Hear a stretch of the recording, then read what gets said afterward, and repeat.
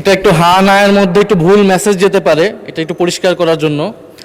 প্রথমত, জুয়া প্রতিরোধ বিল 2026 আমরা বিরোধী দলের পক্ষ থেকে এই আইনের পক্ষে আমরা আছি এবং সরকারের প্রতি আমরা সাধুবাদও জানিয়েছি।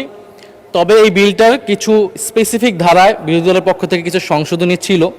তো সেই সংশোধনীগুলো যদি সরকার বা মাননীয় মন্ত্রী যদি গ্রহণ করতেন, আমরা আরও খুশি মনে আরও সাদরে হয়তো এই আইনটাকে সমর্থন করতে পারতাম।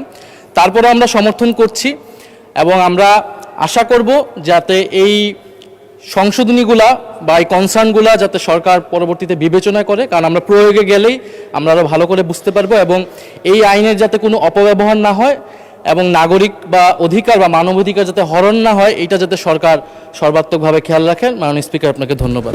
আর সর্বসম্মতিক্রমে এই আইনটা পাশ হলো।